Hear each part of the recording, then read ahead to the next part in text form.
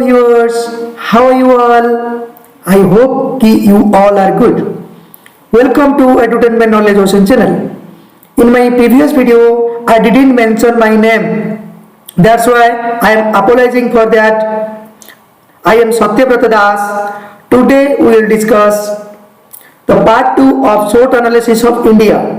I hope ki you all must have seen the first part of short analysis already that we have already discussed. If anyone have not seen, I will send the link in the description box. You can watch there. So without any further delay, let's start. So this is the strength of India and this is the weakness of India that already we have discussed. So let's start. What are the opportunity of India? The first opportunity of India is largest market to become investment hub. तो India के पास क्या है opportunity? The first opportunity of India is, that means, as I already mentioned, that India is one of the largest population in the world and India is the 6th largest economy in the world. So हमारे जो foreign country के जो investors है ना, जो पैसा लगाते हैं, वो जरूर चाहेंगे कि इंडिया में इन्वेस्टमेंट करें, क्योंकि India is going to means bigger economy in the world. तो this is an opportunity for India. अगर वो कैपिटल आएंगे, वो अगर इन्वेस्टर कैपिटल लेके आ जाएंगे इंडिया में क्या होगा? इंडस्ट्री बढ़ेगा, इंडस्ट्री ओपन हो जाएगा. इंडस्ट्री बढ़ने के बाद, इंडस्ट्री बढ़ने के लिए क्या, कोई मैन्युफैक्चरिंग कर के कोई चीज के लिए कौन करेगा? ह्यूमन रिसोर्स चाहिए, मतलब एम्प्लॉयमेंट बढ़ेगा. एम्प्लॉयमेंट बढ़ने के बाद जो इंडिया जो पॉवर्टी में जी रहे थे, इंडिया का जो जी रहा है अब तक भी कुछ, तो उसका मतलब स्टैंडर्ड ऑफ लिविंग का भी, इंडिया का जो पीपल का स्टैंडर्ड ऑफ लिविंग भी धीरे धीरे बदल जाएगा. और India will become what? Developed country from developing country. ठीक है, तो ये हो गया पहला. सेकंड क्या है? Young talent has potential to optimum accessible of emerging technology. अभी आया होगा दिमाग में, what might be emerging technology? तो emerging technology means to describe new technology, to explore new technology. तो अगर जितना हम लोग आज we can try to explore new technology like educational technology, artificial technology, artificial intelligence, information technology, nano technology, robotics. These are the emerging technology. मतलब हम लोग आगे डेवलप करने जा रहे हैं. ठीक है, इंडिया के पास अपॉर्चुनिटी है, मतलब इंडिया के पास यंग टैलेंट है. मतलब क्या है, इंडिया में बहुत सारे यंग टैलेंट है जिनके पास इतनी स्किल है जो कि आराम से उसको एक्सेस कर सकते हैं. ठीक है, ये हो गया सेकेंड अपॉर्चुनिटी. थर्ड अपॉर्चुनिटी क्या है? To become number 1 tourist destination in the world. As you know all that India is the land of one. India is also one of the tourist destinations in the world. But हमारे पास क्या है, मतलब इतने सारे, हमारे पास इतना cultural heritage है, monuments है, अच्छे इंफ्रास्ट्रक्चर है, लाइक ताजमहल है, कोणार्क टेम्पल है, बहुत सारे इतना अच्छा टूरिस्ट प्लेस है. लेकिन क्या हो रहा है, यहाँ पे देखभाल अच्छा नहीं, हम लोग उसको एक्सप्लोर नहीं कर पा रहे. But if government will implement all the tourist destination that lies in India properly, so at that time India will become a number 1 tourist destination in the world. No one can deny, right? So this is the third opportunity of India. What is the fourth? Government initiative like आत्मनिर्भर भारत. इसको सबको पता होगा, ये घर घर में popular बन गया सबका. How India became self reliance from over dependence. पहले हम लोग क्या करते थे, हम डिपेंडेंस मतलब होके आ रहे, like we over dependence on Russia और USA, China. These are the most over dependence country that India has. अभी भी है, लेकिन हम लोग जो गवर्नमेंट का अच्छा इनिशिएटिव लेके आ रहे हैं, आत्मनिर्भर भारत में क्या हो रहा है, लोग खुद सेल्फ रिलायंट बन रहे हैं, मतलब खुद सेल्फ इंडिपेंडेंस बन रहे हैं.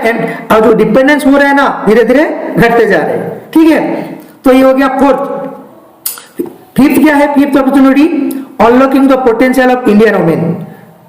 That means if you will go to our past, you will see, you will visualize कैसे देखें, हम हमें देखने को मिलेगा कि हमारे जो पुराने लोग थे वो कितना ट्रेडिशनल थे। अकॉर्डिंग टू देम, उनके हिसाब से क्या हो रहा है, वो क्या सोचते थे, women are only for manage to family, मतलब जो वुमेन के लिए क्या, मतलब किसके लिए, उनके लिए जो वुमेन क्या है, सिर्फ फैमिली को मैनेज करने के लिए। लेकिन ये सही नहीं है, this is not absolutely right, ये बदल गया। लोग क्या हो, मतलब लोगों का जो सोच बदल रहा है, ठीक है। यहाँ पे हम लोग क्या अगर देखेंगे, कोई sports sector, education sector, movie मतलब बॉलीवुड सेक्टर, कोई भी सेक्टर के बारे में बात करेंगे, अगर इंटेलिजेंस सेक्टर की बात करेंगे, women now the women number of women increasing day by day, अभी भी हम लोग देखें, ठीक है। तो ये हो गया, ये था हमारा क्या है 1 2 3 fifth opportunity of India. Sixth क्या है, sixth opportunity India is path from poverty to empowerment. If we link with first point will understand that, हम लोग समझ में आ जाएगा। मैंने क्या बताया था, अगर इन्वेस्टर अगर उनका कैपिटल लगाएंगे इंडिया में आके, क्या बढ़ेगा, इंडस्ट्री बढ़ेगा। इंडस्ट्री को बनाने के लिए कुछ कोई भी सामान को बनाने के लिए क्या चाहिए, ह्यूमन रिसोर्स चाहिए, लोग चाहिए। तो लोग अभी तो गरीब है, लोगों का अगर कोई इंडस्ट्री में उनका क्या हो जाएगा, अगर एम्प्लॉयमेंट मतलब काम मिल जाएगा, लोगों को काम मिल जाएगा, तो क्या होगा, वो पॉवर्टी बिकम एम्पावरमेंट, वो खुद एम्पावरमेंट होंगे और poverty will be eradicate day by day, धीरे धीरे कम होते जाएगा। तो इंडिया के पास ये भी अच्छे अपॉर्चुनिटी है। नेक्स्ट क्या है, to create manufacturing India for generating jobs as well as improvising of self reliance, मतलब ये भी फर्स्ट पॉइंट का कोरोनरी पार्ट है। वी कुड से दैट कैसे, अगर इंडिया मतलब क्या हो जाएगा, अगर इन्वेस्टमेंट आ जाएगा, कैपिटल आएगा इंडिया में, इंडस्ट्री बनेगा, मैन्युफैक्चरिंग इंडस्ट्री होगा, तो इंडस्ट्री होगा, उसके बाद क्या होगा, जनरेटिंग जॉब भी होगा। क्योंकि कोई भी इंडस्ट्री को क्या चाहिए, कोई भी सामान बनाने के लिए, प्लास्टिक बनाओ, जो भी आयरन बना, जो क्या चाहिए, कौन बनाएगा, अचानक मशीन तो नहीं बना सकते ना, कौन बनाएंगे, ह्यूमन बनाएंगे। तो ह्यूमन रिसोर्स चाहिए, तो ह्यूमन रिसोर्स चाहिए मतलब लोगों को क्या क्या मिल जाएगा, जनरेटिंग जॉब मिल जाएगा। तो जॉब मिलेगा तो क्या होगा, लोग क्या होंगे, सेल्फ रिलायंट बन जाएंगे। हम लोग जो पहले जो डिपेंडेंस होते थे, अभी डिपेंडेंस नहीं रहेंगे। ठीक, ये अच्छा अपॉर्चुनिटी इंडिया के पास, ठीक है। This is all about the opportunity of India.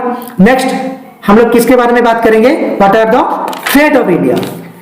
Threat क्या है, व्हाट आर द थ्रेट, दिमाग में आया होगा, थ्रेट कुछ नहीं है, बस रिस्क ही है। इंडिया के पास क्या रिस्क है, मैं क्या क्या डर रहे, क्यों इंडिया को क्यों डर रहे, ऑब्वियसली अगर हम लोग को स्ट्रेंथ भी है तो थ्रेट भी हो सकता है। That means everybody know that what happens in global. अगर डिजिटल बात करेंगे, डिजिटल टेक्नोलॉजी के वजह से हमें सब आसानी से मिल जाता है, लेकिन देर भी रहता है कि हमारे जो भी इंपॉर्टेंट डेटा है, लेकिन इसरो का डेटा, कोई इंटेलिजेंस का डेटा है, कोई एजुकेशन का डेटा है, कोई इंफ्रास्ट्रक्चर मतलब कोई इंपॉर्टेंट वेरी वेरी इंपॉर्टेंट का डेटा है, किसका डिप्लोमेसी का डेटा है, तो उसका क्या होता है, धीरे मतलब हैकिंग हो जाता है। तो इंडिया को तकलीफ आ जाए, कोई हमारा अगर कोई किसी का इंपॉर्टेंट चीज को कौन दूसरे कोई लेके चला जाता है, हम लोग क्या होता है, हम इंपॉर्टेंट चीज उसके पास आ जाते हैं, तो ये हमारा मतलब खतरा है। सो ये हमारे खतरा है, देश का भी इंपॉर्टेंट डॉक्यूमेंट को हैकिंग हो जाता है, इसका गलत यूज होता रहता है, ठीक है। ये हो गया पहला थ्रेट ऑफ इंडिया। सेकंड क्या है, टेररिस्ट अटैक। ये तो सबको पता है, मतलब क्या है टेररिस्ट अटैक। इंडिया में अगर बात करेंगे, if we talk about recently Pulwama attack हुआ था 26/11 टेररिस्ट अटैक, सबके याद अभी भी किसका मतलब कभी भी नहीं भूल पाएंगे हम लोग। उरी टेरर अटैक और भी बहुत सारे अटैक है, लेकिन हो चुका है भी, मतलब nobody can could surety that अभी नहीं भी हो सकता है। यही इंडिया का डर अभी भी रहता है कि कभी भी कुछ मतलब भी हो सकता है। that can be any incident can be happened in any moment। ये डर भी रहता है, कभी कोई भी कुछ टाइम में भी आ सकते हैं टेररिस्ट, ठीक है। ये हो गया सेकेंड। थर्ड है इंटरनेशनल डिस्टर्बेंसेस। कभी जैसे कि फर्स्ट वर्ल्ड वॉर हुआ था, सेकेंड वर्ल्ड वॉर हुआ था, मतलब कुछ वजह से हम लोग किसके साथ इन्वॉल्व रहते हैं, मतलब इंटरनल डिस्टर्बेंस अभी किसके साथ रहता है, you all might have know that हमारे जो नेबर कंट्री है लाइक नेपाल लाइक वजह से नेपाल के साथ हमें डिस्टर्बेंस रहता है, चाइना के साथ डिस्टर्बेंस रहता है, ठीक है। मतलब एक कंट्री के साथ हम लोग कभी कभी इंटरनल डिस्टर्बेंस रहता है, मतलब अच्छा नहीं, रिलेशन नहीं, मतलब बैड रिलेशन रहता है, ठीक है। इसके लिए खतरा बन सकता है, इंडिया के लिए भी खतरा बन सकता है। नेक्स्ट क्या है, लैंड बॉर्डर इशू।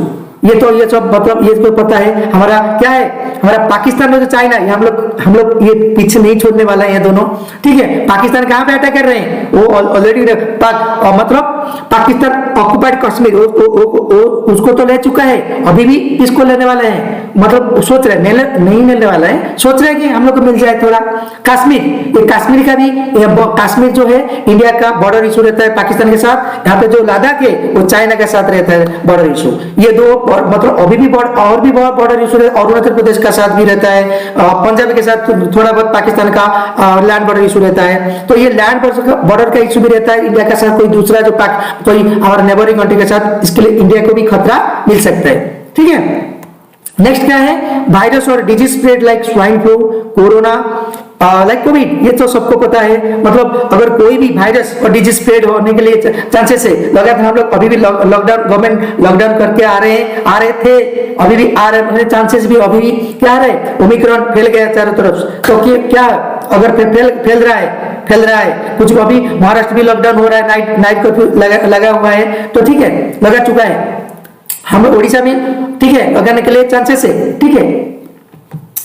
तो ये virus disease also a threat for India, like अगर not only corona but also other virus like हम लोग swine flu, Ebola, these are the virus and disease that can spread through world and it also it can be a threat for India. Next क्या है, natural disaster like cyclone, earthquake and tsunami. As you all know that India कैसे है, India is a peninsular country, what does mean, अभी दिमाग में ऐसा peninsula क्या है, तो पेनिनसुलर द लैंड, एक लैंड होता है which is surrounded three side by water, इनका तीनों साइड में पानी ही पानी है। जैसे कि अगर बात करेंगे इंडिया का ईस्ट में क्या है, बे ऑफ बंगाल है, इंडिया में वेस्ट में क्या है, अरेबियन सी है, इंडिया साउथ में क्या है, इंडियन ओशन है, ठीक है। तो दीज आर, तो ये three side, three side, that's why India is A peninsula. तो इसमें तो इसलिए नेचुरल डिजास्टर लाइक साइक्लोन, तो इंडिया इज ए साइक्लोन, और अभी भी वो मतलब जवद एक साइक्लोन आके गया है, तो इंडिया मतलब ऐसे रहता है, आता जाता है साइक्लोन, तो ये डर रहता है इंडिया को भी, कभी भी साइक्लोन हो सकता है, अर्थक्वेक हो सकता है, सुनामी 2004 में जो सुनामी हुआ था, अर्थक्वेक हुआ था, कहाँ पे, जो अंडमान आइलैंड में जो हुआ था। इसके लिए हमारा जो क्या था, जो ये था इंदिरा पॉइंट अभी नहीं रहा है, ठीक है। हमारा जो सदर्न पॉइंट है इंदिरा पॉइंट, वो भी नहीं रहा अभी, ठीक है, ड्यू टू सुनामी डिजास्टर, ठीक है। तो अभी अगर भी बात करेंगे, हमारा फिजिकल डिजास्टर भी हो सकता है, लेकिन कैसे, लेकिन अभी भी जो स्मगलिंग होता है, रेप होता है, मर्डर होता है, ये सब होता है, ठीक है, these are the physical disaster, तो ये भी इंडिया के लिए भी खतरा बन सकता है, ठीक है। तो this is all about today's video. I hope मेरा ये वीडियो आप सबको अच्छा लगे। अगर अच्छा लगे तो ज्यादा से ज्यादा लाइक, शेयर, कमेंट जरूर दें, और हो सके तो सब्सक्राइब भी जरूर करें, ठीक है। Thank you, have a nice day, echoes.